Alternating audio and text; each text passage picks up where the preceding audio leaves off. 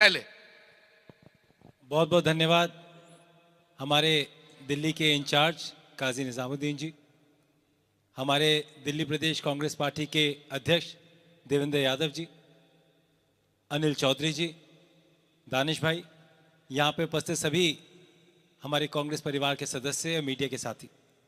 सिर्फ एक चीज़ कहना चाहता हूँ, दिल्ली की मुख्यमंत्री का एक बयान आया था बहुत बड़े टीवी चैनल की इंटरव्यू के साथ, जहां उन्होंने कहा कि दिल्ली का आईक्यू लेवल, AQI लेवल नहीं, दिल्ली का आईक्यू लेवल वो कम कर देंगे।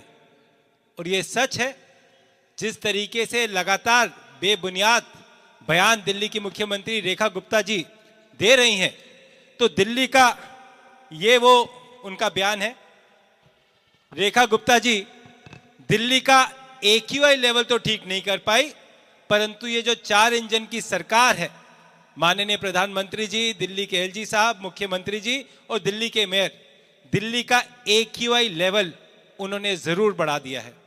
अंत में रेखा गुप्ता जी से कहना चाहता हूं, जिस मंत्री की उन्होंने ड्यूटी लगा रखी है कूड़े के पहाड़ के सामने, जो रोज जाके कूड़े के पहाड़ को कहता है भाई तेरे को तो अब जाना पड़ेगा, उस मंत्री की ड्यूटी कृपया करके कूड़े के पहाड़ से हटाकर एयर पोल्यूशन के सामने खड़ा कर दे और बोले दिल्ली के AQI लेवल को नीचे जाना पड़ेगा। बहुत बहुत धन्यवाद। बहुत बहुत धन्यवाद अभिषेक भाई। इसी कड़ी में आगे बढ़ते हुए मैं निवेदन करूंगा दिल्ली प्रदेश के पूर्व अध्यक्ष आदरणीय अनिल चौधरी जी से 2 शब्द बोले। नमस्कार साथियों, आज दिल्ली प्रदेश कांग्रेस कमेटी के द्वारा पिछले लगभग दिल्ली में जब से सरकार बनी है, बीजेपी की मुख्यमंत्री, दिल्ली की नहीं बीजेपी की मुख्यमंत्री के जिस तरह से बोल बच्चन रहे हैं और एक तरफ केवल चाटुकारिता करती दिखाई दी हैं, दिल्ली भगवान भरोसे छोड़ दी गई, उसी के मद्देनजर आज दिल्ली कांग्रेस कमेटी के सम्माननीय अध्यक्ष भाई देवेंद्र यादव जी और माननीय प्रभारी काजी निजामुद्दीन साहब के मार्गदर्शन में और वरिष्ठ कांग्रेस के नेताओं की उपस्थिति में आज ये कार्यक्रम आयोजित हो रहा है। भाई अभिषेक दत्त जी ने बताया किस तरह से रेखा गुप्ता केवल और केवल बयानबाजी कर रही हैं, अपना IQ लेवल बता रही हैं, AQI पे ध्यान नहीं है, IQ पे है। मैं सिर्फ ये कहना चाहता हूं, 2013 के बाद जो दिल्ली की स्थिति बदली है, उसके लिए सीधे तौर पर यदि कोई दोषी है तो पूर्व में सरकार रही केजरीवाल, जो इस दिल्ली को नाम देके गए शराब की राजधानी, भ्रष्टाचार की राजधानी, महिला उत्पीड़न की राजधानी, और उस समय केंद्र से लगातार सरकार में मोदी जी की सरकार जो उनका साथ देती रही, उनके भ्रष्टाचार में, उनके इस दिल्ली के बिगाड़ते हुए स्वरूप में आज दिल्ली जहां खड़ी है, दुख के साथ कहना पड़ता है, कई वीडियोस आपके मोबाइल में वायरल हो रहे हैं। 1990 से लेके लगभग 2000 के बीच की जब दिल्ली देखते हैं तो इससे कहीं ज्यादा प्रदूषित उस समय भी दिल्ली हुआ करती थी, जब बीजेपी की सरकार 93 से 98 में बनी, याद होगा। तब जो हालत थी, ITA चौक के कई ऐसे वीडियोस हैं, DTC की वो डग्गामार गाड़ियां, प्रदूषण। लेकिन उस समय जो दिल्ली की सही मायने में जो मां थी, मां स्वरूप जो महिला थी, शीला दीक्षित, और जो सरकार थी कांग्रेस की सरकार, मनमोहन जी की सरकार, उस समय जो क्रांतिकारी कदम, जो हौसले वाले कदम दृढ़ संकल्प के साथ उठाए गए, एक दिल्ली को पहचान मिलनी शुरू हुई। मेरी दिल्ली मैं संवारूं, हरित दिल्ली, दिल्ली का जो ग्रीन कवर था 8% से उठा करके 32% कर देना, वो संकल्प था। संकल्प था कि इस दिल्ली की सांसों को स्वच्छ करके ऑक्सीजन लोगों को मिले, दिल्ली के जो लंग्स कहे जाते थे उन जंगलों को दोबारा डेवलप किया जाए, लोगों को स्वच्छ हवा मिले, युवाओं के लिए रोजगार मिले, यहाँ का जो इंफ्रास्ट्रक्चर है उसमें सुधार हो, फ्लाईओवर्स बने, यहाँ के जो डीजल की गाड़ियां उनको हटा सकें, प्रदूषण मुक्त दिल्ली बनाया जाए, केरोसिन मुक्त दिल्ली बनाया जाए। और ये फैसले कोई हौसले वाला व्यक्ति, दृढ़ संकल्प वाला व्यक्ति ही ले सकता था, और वो फैसले कांग्रेस ने लिए। ये बातें सर मैं इसलिए कहना चाहता हूं अपने पत्रकार बंधुओं के सामने, अपने साथियों के सामने, इस दिल्ली को जो आज ये मुख्यमंत्री बार बार बड़बोले जो वचन बोलती है कि ये प्रदूषण तो मुझे दहेज में मिला है, ये बीमारियां तो मुझे दहेज में मिलिया, तो माफ करना 93 से 98 में कौन सा दहेज आपने दिया था भाई? पहले तो इस तरह के संज्ञान में ये बातें लाना, इस तरह की बहुत हल्की बात करना कि मुझे दहेज में मिला है, आप क्या साबित करना चाहते हैं? क्या आप ये केवल एक्सक्यूज क्रिएट कर रहे हैं, बहाना बना रहे हैं, समय मांग रहे हैं? जहां तक समय की बात है तो आप ही ने कहा था चुनाव जीतने के साथ सबसे पहले 2500 रुपए देंगे। 2500 रुपए मिले क्या? किसी बहन को मिले क्या? क्या दिवाली पर, होली पर, ईद पर, छठ पूजा पे एक सिलेंडर मिला क्या? क्या दिल्ली को स्वच्छ हवा मिली क्या? क्या बच्चों के साथ आज स्वास्थ्य के साथ खिलवाड़ नहीं हो रहा है? तो इसके लिए जिम्मेदार कौन है? इसके लिए जिम्मेदार कौन है? ये बड़बोले बोल, ये लंबी जुबान जो लगातार मोदी जी की तो चाटुकारिता करती हैं, उनको कभी मां बताती हैं, कभी उनको बाप बताती हैं, कभी उनको भाई बताती हैं, कभी भगवान बताती हैं, पर अफसोस दिल्ली के लोगों के स्वास्थ्य के लिए कोई बात नहीं करती।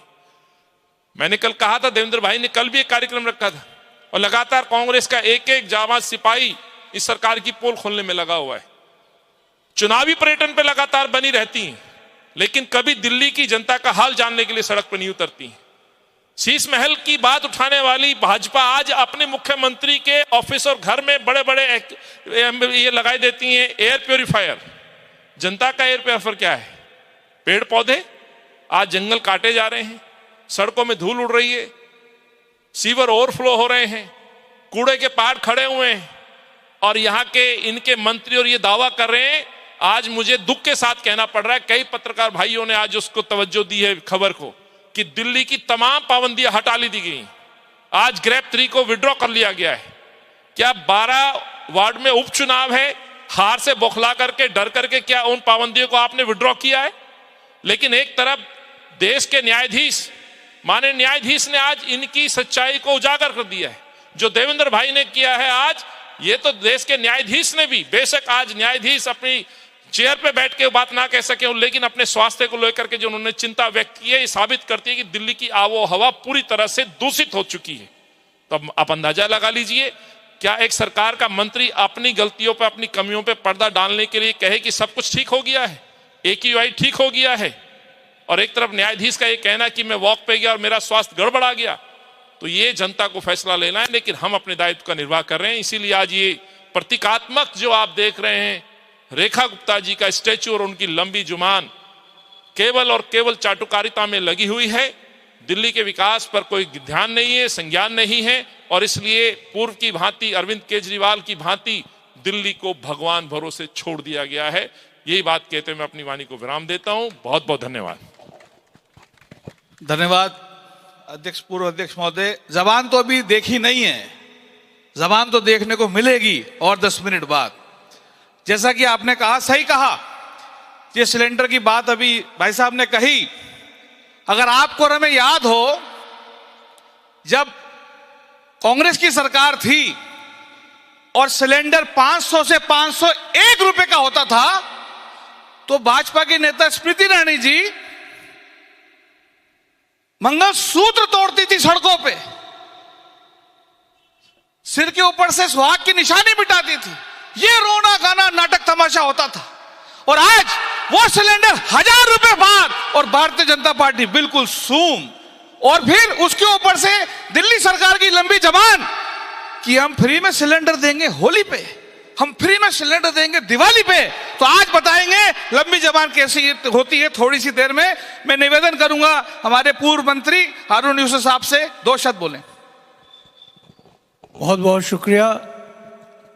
यहाँ उपस्थित हमारे दिल्ली के प्रभारी काजी निजामुद्दीन साहब, दिल्ली प्रदेश यूथ कांग्रेस के अध्यक्ष जो लगातार इस मुहिम को आगे लेके चल रहे हैं, भाई देवेंद्र यादव जी, दानिश अबरार साहब, अनिल चौधरी जी, अभिषेक जी, और यहाँ पर उपस्थित तमाम प्रेस के साथियों और कांग्रेस के तमाम आए हुए कार्यकर्तागण। अभी बहुत तफसील से भाई अनिल चौधरी जी ने और दानिश भाई ने बताया। अगर आप गंभीरता से देखें तो दिल्ली पिछले 12 साल से लगातार नारों का शिकार है। हर साल पोल्यूशन होता है, हर साल इसी तरह के बड़े बड़े खबरें अखबारों में छपती हैं, लेकिन सरकारें सोई रहती हैं। मुझे याद है कि जब 1998 में कांग्रेस की सरकार बनी थी तो आईटीओ पे आप गुजर नहीं सकते थे, सफेद कपड़े पहन के जाते थे, कॉलर काला 1 मिनट में हो जाता था, चेहरे पे ग्रीस होती थी। किस तरीके से पूरा जो डीटीसी का फ्लीट था, जो पब्लिक ट्रांसपोर्ट था, उसको सीएनजी पे लेकर आई कांग्रेस की सरकार थी।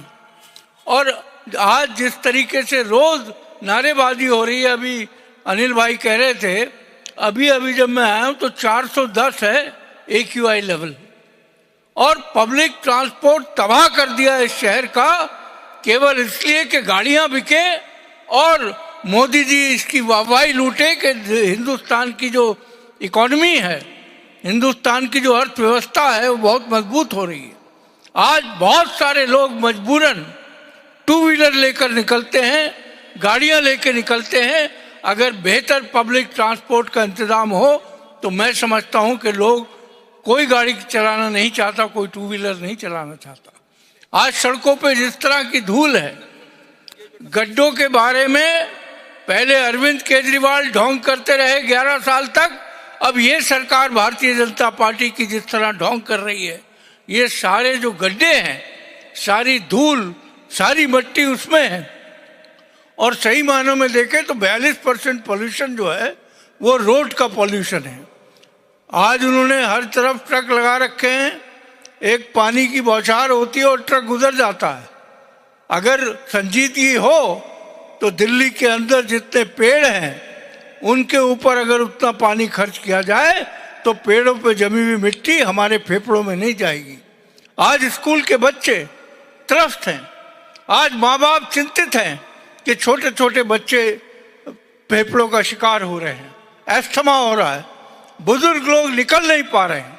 आज जो हालत दिल्ली की हो गई है, मैं भारतीय जनता पार्टी की सरकार जो 27 साल बाद हुकूमत में आई है, मैं दावे के साथ कह सकता हूं आम आदमी पार्टी और भारतीय जनता पार्टी की हुकूमत आने वाले 50 साल में दोबारा नहीं लौटेगी, क्योंकि जिस तरह की तकलीफें दिल्ली के लोग झेल रहे हैं, मैं समझता हूं आप सब उसका एहसास करते हैं।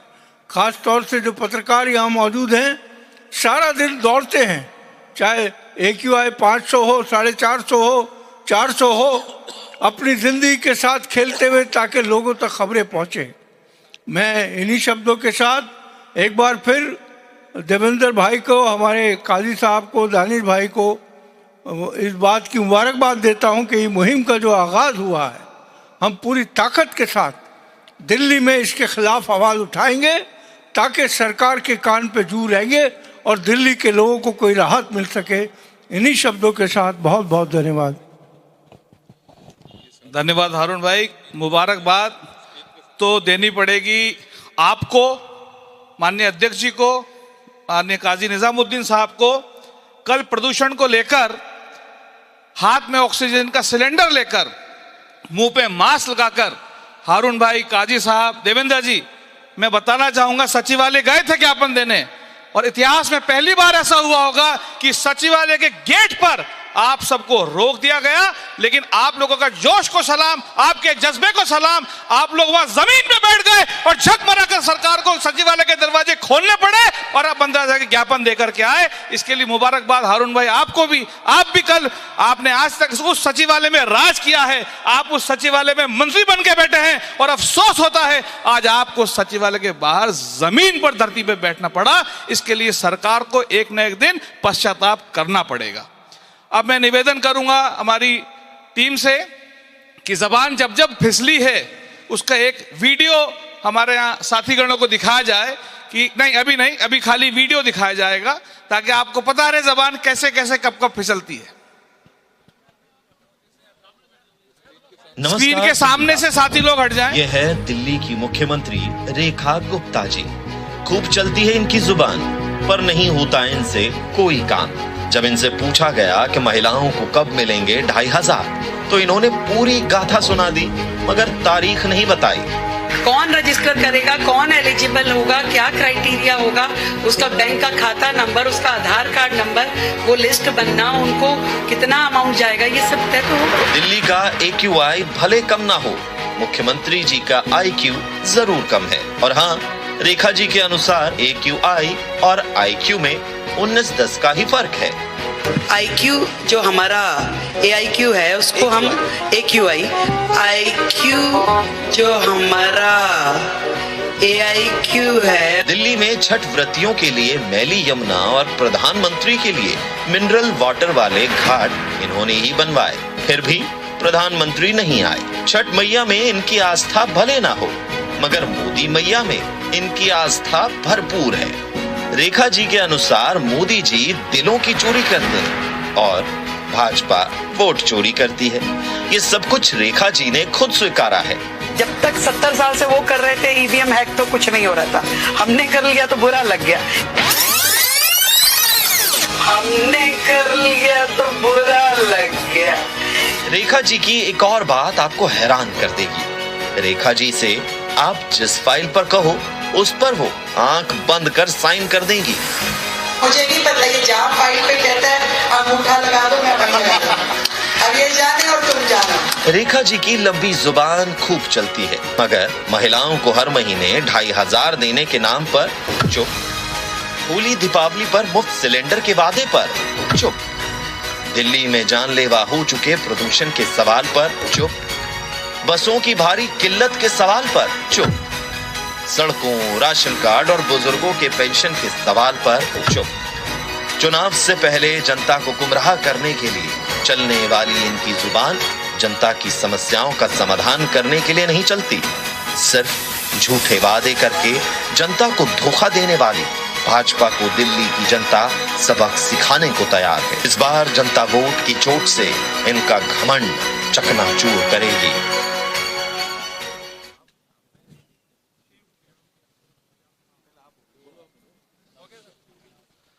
ये एक छोटी सी झलक थी जबान कहाँ का फिसली, और जबान फिसल के ये 2.5 ग्राम से 250 किलो की कैसे हो गई, ये जल्दी बताएंगे। मैं निवेदन करूंगा हमारे प्रदेश प्रभारी काजी निजामुद्दीन साहब से, वो 2 शब्द बोले।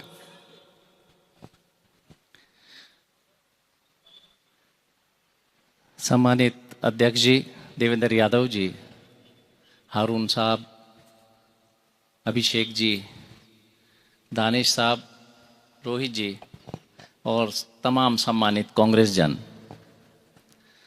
एक शेर में देख रहा था कि तवील सड़क देखकर याद आया, तवील बोलते हैं बहुत लंबे को, एक तवील सड़क देखकर याद आया कि कोई उससे भी लंबी ज़बान रखता है।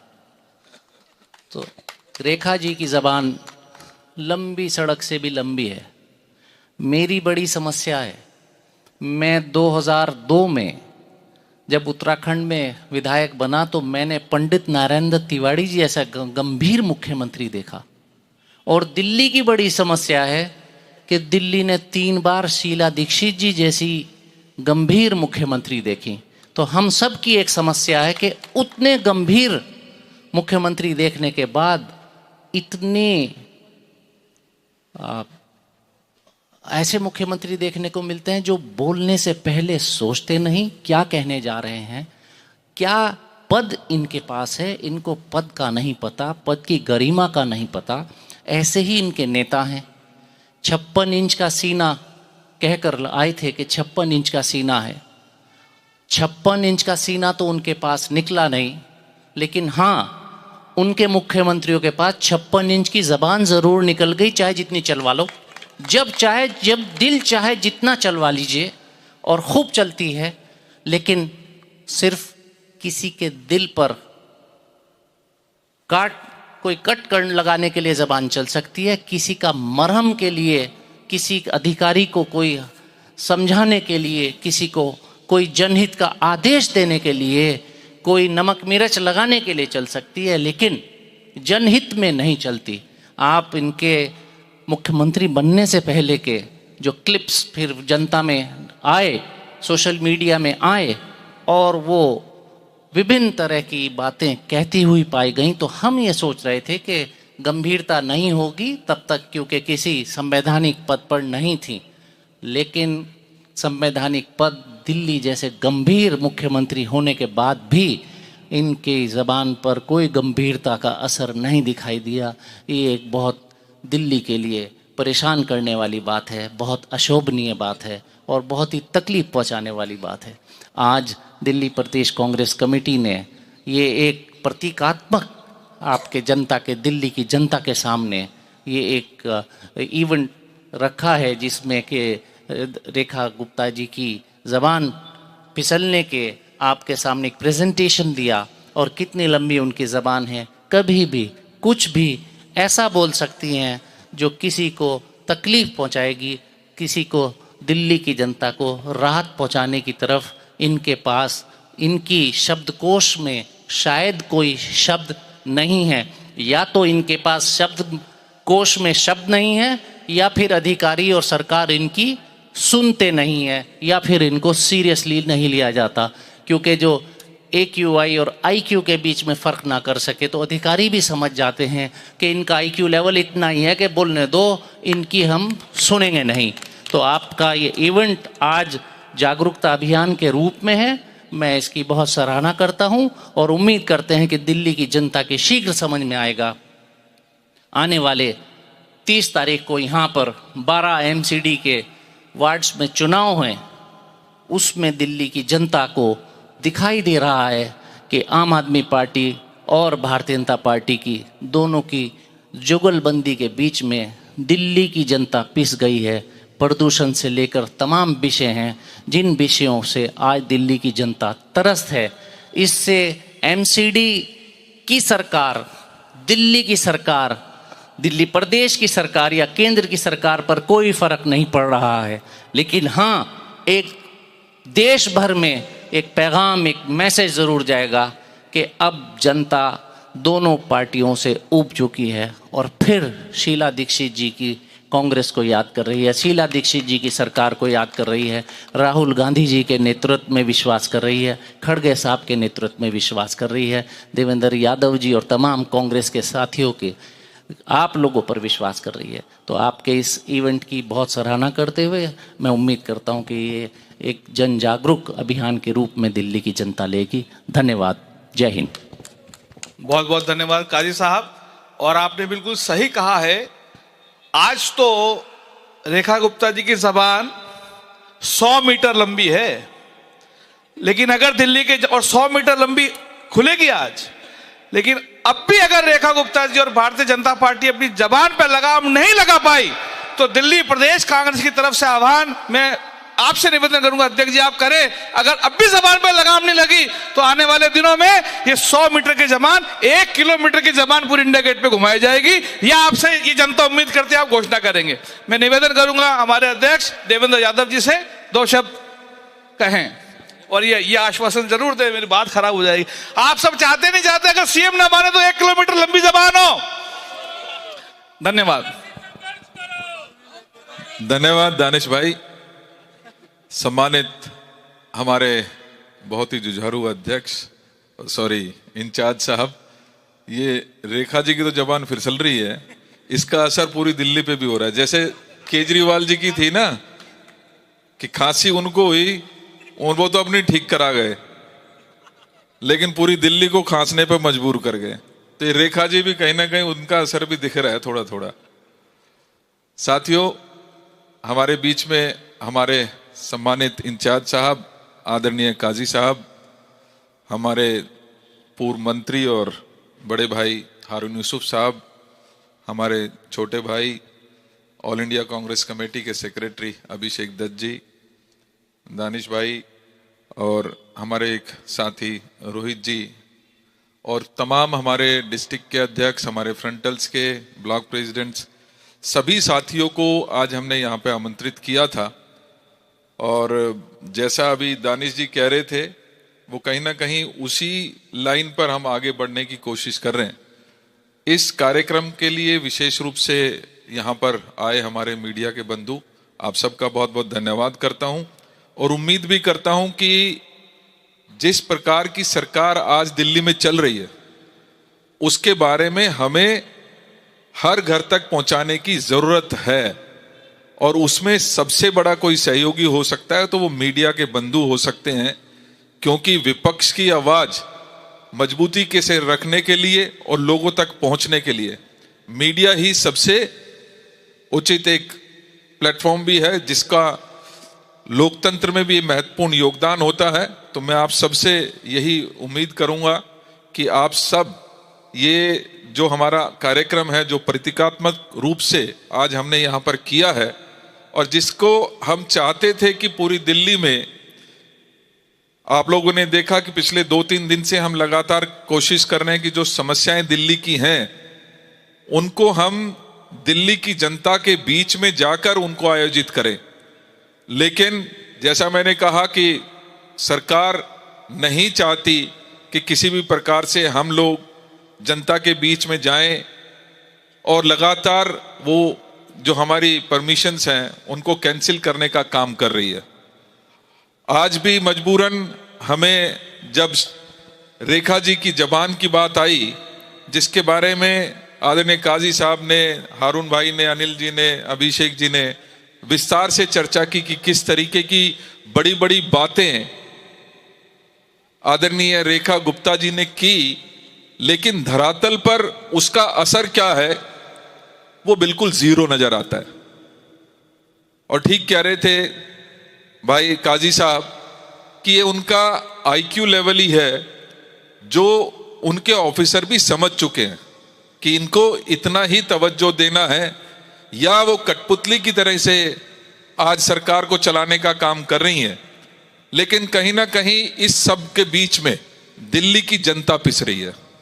और जब मैं दिल्ली की जनता की बात करता हूं तो निश्चित ही जो हमारी माताएं, बहनें, महिलाएं हैं वो विशेष रूप से इसके जद में ज्यादा आती हैं, क्योंकि उनको घर भी चलाना है, उनको परिवार भी चलाना है, उनको अपनी रसोई भी चलानी है।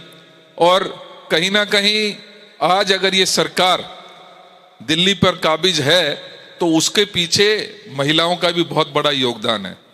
और महिलाओं ने इसलिए भारतीय जनता पार्टी को उस समय वोट की थी कि उनको वादा किया गया था कि उनको 500 रुपए में सिलेंडर दिया जाएगा। उनसे वादा किया गया था हर होली और दिवाली पर आपको फ्री सिलेंडर दिया जाएगा। उनसे वादा किया गया था कि 2500 रुपए हर महीने महिलाओं के खाते में जाएंगे। आज तक हमारी माताएं, बहनें उस बात का इंतजार कर रही हैं। लेकिन इसके साथ साथ मौजूदा हालात में, चाहे वो AQI की बात हो, लगातार 400 के पार जैसे बना हुआ है, उसके पीछे जिम्मेदार कौन है? आज ये सवाल रेखा जी से पूछने की जरूरत है, क्योंकि आप बातें तो करती हैं, जब आपसे सवाल किया जाता है कि 2500 कहां गए तो आपकी जबान बंद पड़ जाती है। आपसे पूछा जाता है कि सिलेंडर कहां है तो आपकी जबान बंद पड़ जाती है। आपसे पूछा जाता है कि लगातार AQI क्यों बढ़ता जा रहा है, तब आपकी जबान बंद पड़ जाती है। आपसे पूछा जाता है कि यमुना की सफाई कब करेंगे तो आपकी जबान बंद पड़ जाती है। आपसे पूछा जाता है कि जो पब्लिक ट्रांसपोर्ट हमारा लगातार, जो कहीं ना कहीं इस बात का एक बड़ा कॉन्स्टिट्यूएंट है कि आज वातावरण जो खराब हो रहा है वो इस वजह से भी हो रहा है कि क्योंकि यहां का पब्लिक ट्रांसपोर्ट लगातार कमजोर होता जा रहा है। हमें याद है मेट्रो के बारे में, क्योंकि मैं पिछली सरकार के बारे में बात नहीं करूंगा, क्योंकि हमने, चाहे वो मेट्रो का फेज 1 हो, फेज 2 हो, आदरणीय हारून साहब ट्रांसपोर्ट मिनिस्टर हुआ करते थे, समय से पहले डिलीवर करने का काम अगर किसी ने किया तो कांग्रेस की सरकार ने किया था। आज हालत क्या है? आज जिस गली में चले जाइए, जिस उस पर चले जाइए, किसी भी रोड पर चले जाइए, आपको धूल का अंबार मिलेगा, आपको गड्ढे हर गली और कोने पर मिलेंगे। मेन रोड भी आज उससे अछूते नहीं है। नेशनल हाईवे जो दिल्ली के अंदर से गुजरते हैं, मुंडका का हाईवे, वहां पर पूरी सरकार जो 4-4 इंजन की कहते हैं ना, 4 इंजन है, 4 के 4 इंजन वहां पहुंच गए। लेकिन हालत क्या है? आज भी वहां गड्ढे के गड्ढे वैसे के वैसे बने हुए हैं। मुझे पूरा विश्वास है दिल्ली की जनता इस बात का उचित जवाब भी देगी। लेकिन साथ के साथ मुझे इस बात का दुख है कि दिल्ली की जनता अल्टीमेटली भुगत रही है। इसका खामियाजा किसी को भुगतना पड़ रहा है तो वो दिल्ली की जनता को भुगतना पड़ रहा है। तो मेरा आज हम यहाँ प्रतीकात्मक रूप से रेखा जी को यहाँ पर लेकर आए हैं, इनकी लंबी जबान को लेकर आए हैं, जिन्होंने इन सभी समस्याओं, चाहे वो पब्लिक ट्रांसपोर्ट हो, चाहे रोड टूटे फूटे हो उनको ठीक करने की बात हो, डेवलपमेंट की बात हो, साफ सफाई की बात हो, आज किसी गली कोने में चले जाइए आपको हालत इतनी बुरी नजर आएगी कि हर गली के कोने पर आपको गंद का ढेर मिलेगा। अभी बात कर रहे थे ना कि रेखा जी ने कहा कि अपने मंत्रियों को कि कूड़े के पहाड़ के ऊपर आप जाएंगे, हर 15 दिन में जाएंगे और कहेंगे कि भैया अब तो आपको जाना पड़ेगा। तो आज हर गली कोने पर मुझे लगता है अगर रेखा जी की बात इतनी सच है तो हमें भी संकोच नहीं करना चाहिए, हमें भी प्रयास कर लेना चाहिए उनके दिखाए हुए रास्ते पर। दिल्ली की मुख्यमंत्री हैं, कुछ सोच समझ के ही उन्होंने ये बात कही होगी। तो मैं बोलता हूं कि भैया वातावरण आपको ठीक होना पड़ेगा, आप सब साथ देंगे मेरा? और आज ही नहीं देना है, हर रोज देना है। वो तो 15 दिन में कह रहे थे। मैं आपसे उम्मीद करता हूं कि आपको भी अपनी गली में, अपने मोहल्ले में जाके कहना भैया वातावरण ठीक हो जा, तुझे तो ठीक होना पड़ेगा। और इसी प्रकार से जो हर गली के कोने पर कूड़ा पड़ा है उसको भी आपको जाके उसके सामने खड़े होकर कहना भैया कूड़ा तो आपको जाना पड़ेगा, भैया आपको तो जाना पड़ेगा। अगर रोड टूटी है तो वहां पर रोड पे भी आपने कहना रोड तुझे तो ठीक होना पड़ेगा। तो ये आज कम से कम इसकी शुरुआत हम वातावरण से कर सकते हैं। प्रदूषण तुझे जाना पड़ेगा, प्रदूषण भैया तुझे जाना पड़ेगा, प्रदूषण तुझे जाना पड़ेगा। उम्मीद है रेखा जी के दिखाए हुए रास्ते पर मुख्यमंत्री हैं तो बहुत उसके पीछे टेक्नोलॉजी लगी होगी। जैसे मोदी जी की याद है ना, थाली बजाने से कोरोना चला गया था। उनके मंत्री ने कहा था गो कोरोना गो। उनके मंत्री कह रहे थे गो कोरोना गो। तो ऐसे ही हमें अब इनसे तो कोई उम्मीद है नहीं भैया। तो ये जो फॉर्मूला इन्होंने दिया है, कम से कम हम अपनी गली, अपने मोहल्ले में इसकी वीडियो बना के जरूर हम और आप सब शेयर करेंगे। ये मुख्यमंत्री जी के इस पुतले को पूरी दिल्ली में नहीं घुमाने की इजाजत दे रहे, लेकिन हम इतना तो कर सकते हैं ना।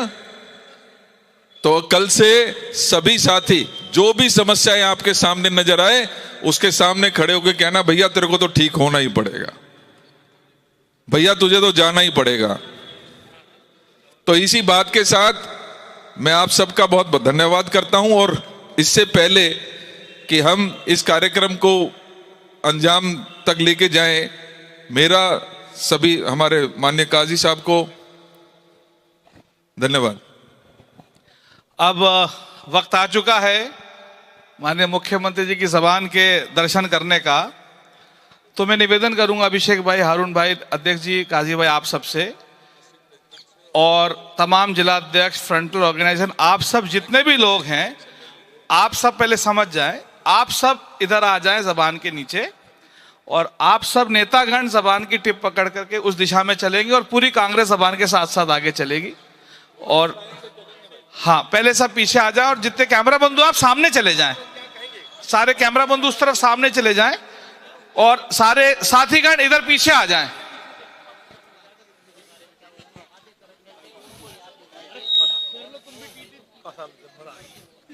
एक मिनट मैं करा दूं। आप सब पीछे हो जाएं और माननीय अध्यक्ष जी आपसे निवेदन है आप इधर आगे आ जाएं। क्या हाल है सर? फोटो ले अब बाद में आप पीछे हो जाते। मैं यूथ कांग्रेस से निवेदन करूंगा आप सब भी इसके पीछे आ जाए ताकि पीछे से आपके झंडे भी दिखेंगे।